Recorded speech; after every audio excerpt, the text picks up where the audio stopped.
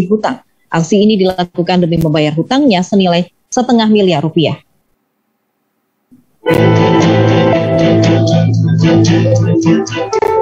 Sebuah unggahan di media sosial ramai diperbincangkan warganet. Pasalnya seorang ibu yang tengah hamil 7 bulan nekat ingin menjual ginjalnya.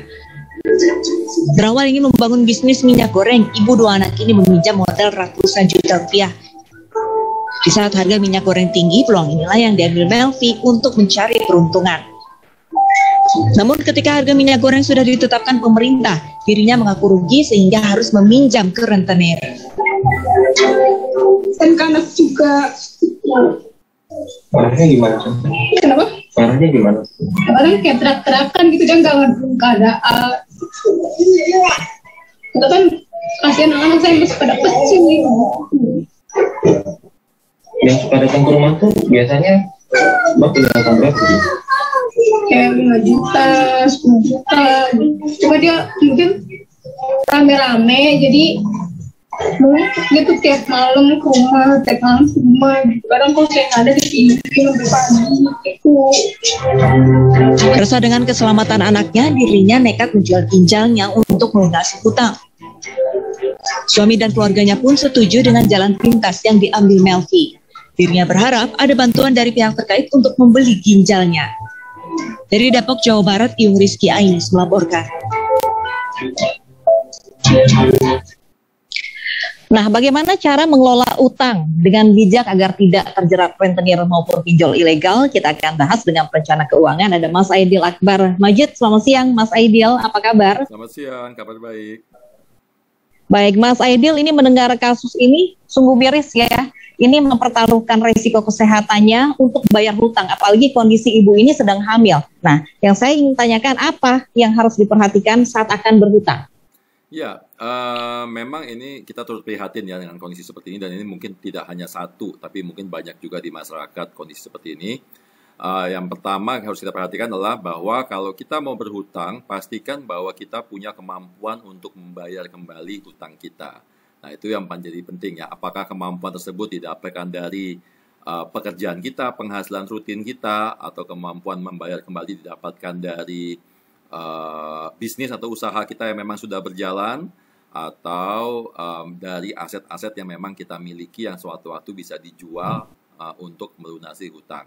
Jadi itu rumus nomor 1 ketika kita mau berhutang. Nah, dalam hal ini ibu ini berhutang untuk sesuatu yang memang masih belum pasti gitu ya. Seperti berdagang yang mungkin saya tidak tahu apakah beliau sudah punya pengalaman atau tidak. Kemudian apalagi mencoba mengeruk keuntungan dalam kondisi yang memang sedang sulit waktu itu ketika minyak goreng naik gitu ya. Di satu sisi itu kan sebenarnya kurang bagus ya, mengambil kesempatan ketika harga minyak goreng naik.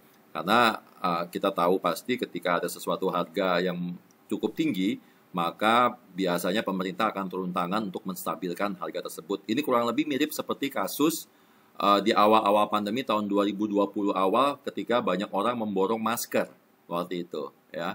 Jadi orang karena jumlahnya terbatas, orang borong masker kemudian dijual dengan harga yang lebih mahal lagi. Dan waktu itu juga banyak orang yang membeli masker dengan modal sendiri ataupun dengan pinjaman yang akhirnya terbelit dengan hutang.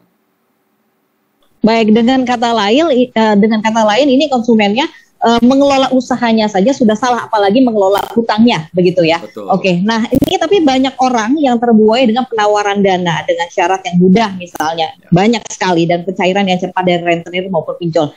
Nah, bagaimana cara agar masyarakat ini tidak mudah terbuai tawaran? Ya, tadi seperti saya katakan bahwa kita harus mengukur kemampuan kita untuk membayar atau mencicil pinjaman tadi. Tidak ada salahnya dengan berhutang, tapi memang hindari hutang-hutang dengan bunga yang relatif sangat tinggi, seperti misalnya rentenir tadi, gitu ya. Pinjol pun juga kita harus memilih pinjol yang memang sudah terregistrasi atau terdaftar di OJK, karena mereka mempunyai ketentuan batasan maksimal pinjaman dan batasan bunga yang bisa dikenakan kepada konsumen, gitu ya, sehingga kita juga tidak akan terbelit hutang bunga berbunga yang tidak ada batasan maksimalnya, karena sepengetahuan saya kalau pinjol yang memang sudah terdaftar di OJK mereka punya batasan maksimal. Terus kemudian tadi hitung lagi kemampuan kita bayar cicilan dari sumber penghasilan tetap yang ada, gitu. Jadi jangan gegabah berhutang untuk sesuatu yang tidak pasti. Kalaupun memang mau mencoba peruntungan untuk usaha, maka mulailah dengan nominal yang sangat kecil sekali, gitu ya. Jadi mulai dengan nominal yang sangat kecil. Kalaupun memang sampai akhirnya gagal, berarti kita harus membayar cicilan untuk hutang tersebut dari penghasilan kita yang memang sudah pasti tadi.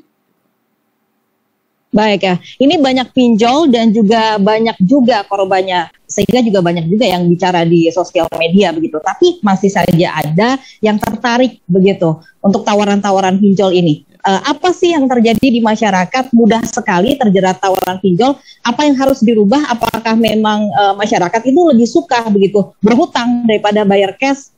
Nah, apa yang harus dirubah? Apakah habit berhutangnya?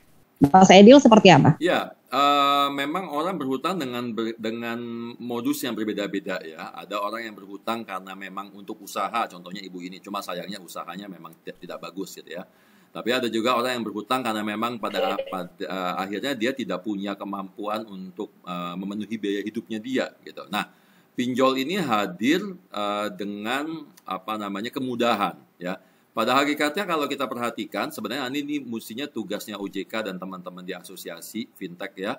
Siapa sih pengguna hutang mereka terbesar? Apakah mereka orang-orang yang memang punya kemampuan untuk membayar kembali hutangnya, atau orang-orang yang memang secara aturan main kalau mereka berhutang di institusi keuangan yang lain seperti perbankan, mereka tidak akan dapat hutang tersebut karena memang di bank kan lebih ketat ya aturan mainnya, bahwa kalau tidak ada kemampuan untuk membayar pinjaman, maka dia tidak bisa berhutang.